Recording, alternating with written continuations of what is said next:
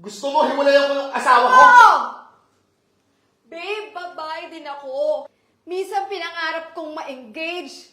Minsan pinangarap kong makasal. Alam mo, simulat sa pool na may asawa at anak ako sa Pinas. Pinapaintindi ko yun sa'yo.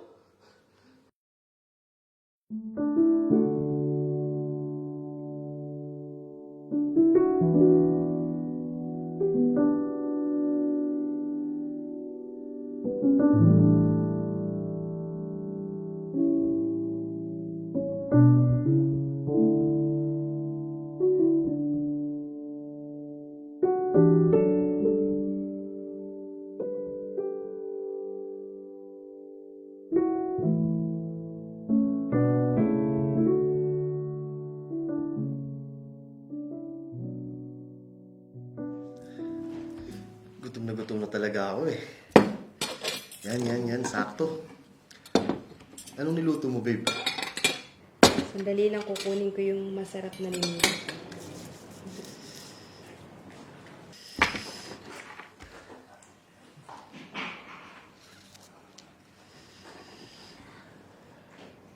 Yung adobo.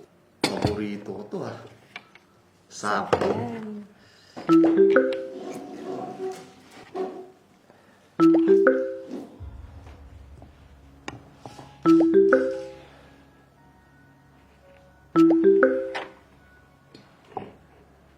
Hi, Han.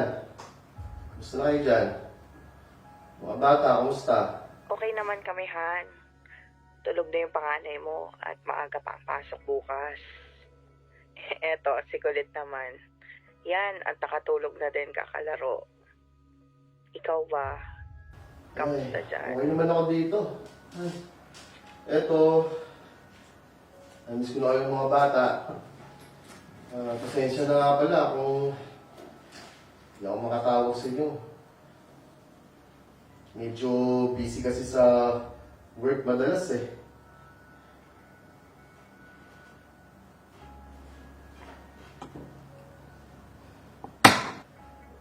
Kumusta nga pala pag-aaral ng pangalan natin? Okay naman ba? Baka inuuno niyan pag-girlfriend ha? Okay naman, Han. Nag-aaral naman ng mabuti. Pero tama ka. May girlfriend na nga. Pinata na talaga ang panganay mo. Grabe. Oh, siya, sige. O siya, sige na Han. At papahinga na din ako. Maaga papasok ko bukas. Tatawag na lang ako ulit ha? I love you, Han. Galit mo ako sa mga bata ha? Ingat kayo dyan, Han.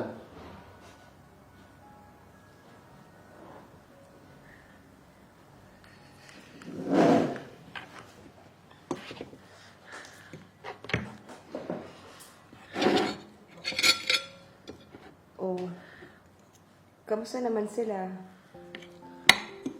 Yung mga anak mo, kamusta? Okay naman sila. Okay naman sila dun. Kain na tayo. Ang tipid naman. Dalas-dalasan mo kasi yung pagtawag sa kanila, babe. Katulad ngayon, tulog na yung mga anak mo. Alam mo yun, namimiss ka din nila. Sige na. Kain na tayo nang makapagpahinga na tayo kagad. Tapos na ako kumain. Sisitihan ko na lang muna tong mellow scent para mawala yung amoy ng niluto. Alam mo, mabango to.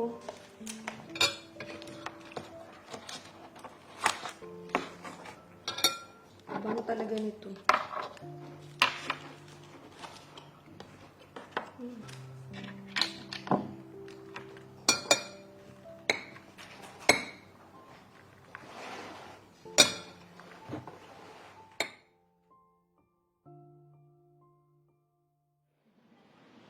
Oh, kamusta naman yung friend namin bagong engaged dyan? Anong feeling? Oh, teka lang. Napakan mo yung buhok ko, friend. Tingnan mo, napakan mo na. Yun, sobrang saya ko. Kasi sobrang tagal na namin. Finally, nag-propose na siya sa akin. Oh, bongga. Ang ganda ng ring. Friend, ito talaga yung pinakamatagal ko nang hinihintay. Congratulations, Brenda. I'm happy for you. At least, nakilala mo na yung lalaking handa kang pakasalan. Ako, friend, huwag kang mag-alala. Mahanap ko rin yung para sa'yo. Ano nga ba yung order natin? Saglit lang, order na tayo, okay? Waiter! Muna rin kasi ako, friend.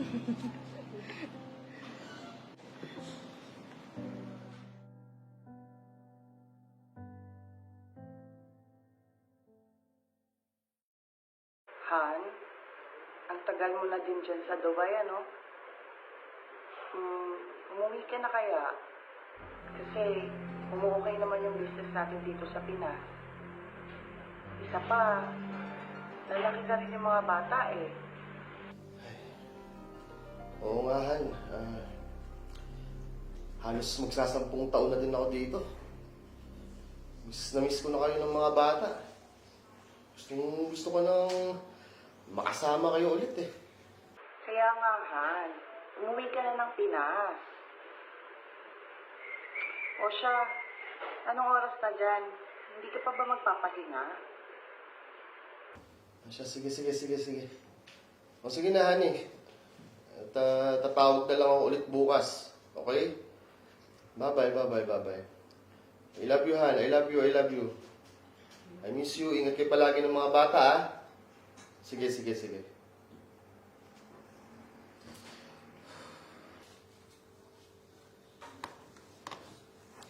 Babe, tignan mo to si Melo. Nakakatuwa. Engaged na sila. Tagal na rin kasi nila eh. Parang tayo. Kakaingit. Naiinggit ka? So ano, papaalalahanan na naman ba kita? I-explain ko na naman ba sa'yo? Ano ba sinabi ko? Bakit galit na galit ka? Anong sinabi? Akala mo hindi ko narinig? Naiinggit ka sa kaibigan mong engaged na. So ano gusto mo palabasin? Lumuhod din ako sa'yo. Mag-propose din ako sa'yo. Will you marry me? Doon ba gusto mo? Gusto mo hiwalayan ko yung asawa ko? Babe, babae din ako. Minsan pinangarap kong ma-engage. Minsan pinangarap kong makasal. Alam mong simulat sa pool na may asawa at anak ako sa Pinas. Pinapaintindi ko yun sa'yo. Kaya nga isinantabi ko ang lahat eh. Kasi mahal na mahal kita. Hindi mo kayang sumunod sa gusto ko, mabuti pa maghiwalay na lang tayo. Babe, hindi. Babe. Promise, hindi na mauulit. Hindi na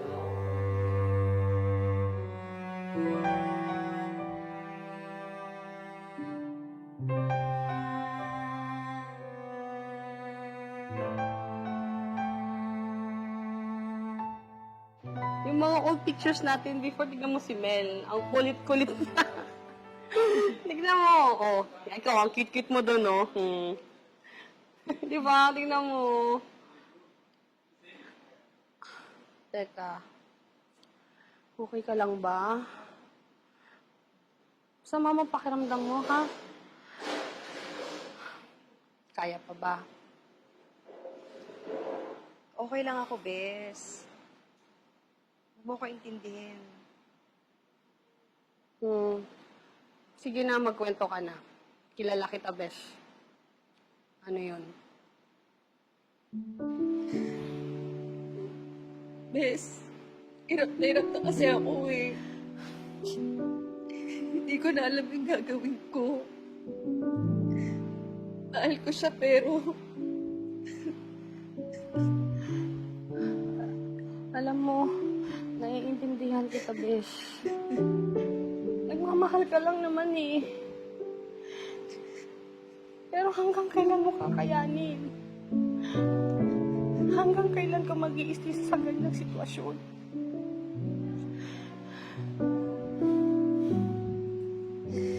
bes, mahal na mahal ko siya.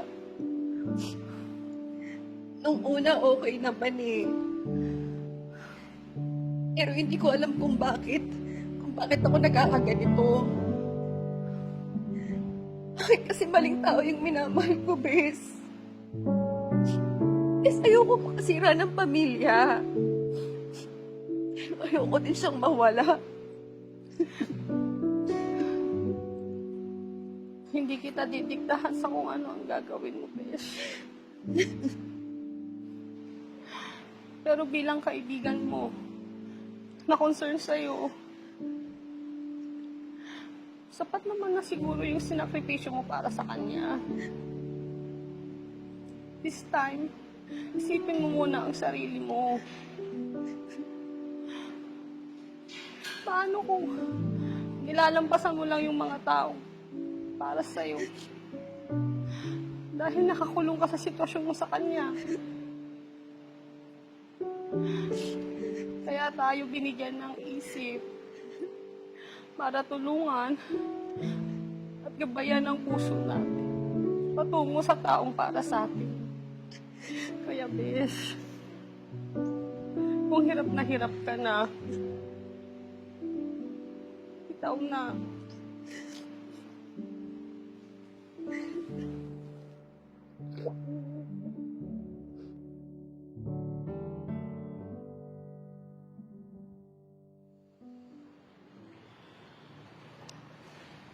O paano? Mag-iingat ka palagi dito, ha? Magkikita tayo sa Pinas, okay? Kahit hindi na, ito na yung huling beses na makikita mo ako. Maraming salamat sa lahat, ha. Salamat kasi pinadama mo sa akin kung paano mahalin at paano maging masaya. Pero hanggang dito na lang ako. Malungkot, oo. Bukas pagising ko, di na kita makikita. Di na kita mahahawakan. Nakakatabi. Malungkot, oo. Pero masaya na din. Makakapagsimula na ako ulit. Mahalin mo yung pamilya mo. Yung mga anak mo, mahalin mo. Huwag mo na sanang ulitin yung pagkakamali na gawa natin. Paalam na. Ayaw na kitang mahalin pa. Sabi nga nila, walang perpektong tao. At hindi pa huli ang lahat para itama ko ang mga maling desisyon ko sa buhay ko. Marami akong natutunan at ngayon handa na akong magsimula muli at sisiguraduhin kong wala na akong maaapakang ibang tao.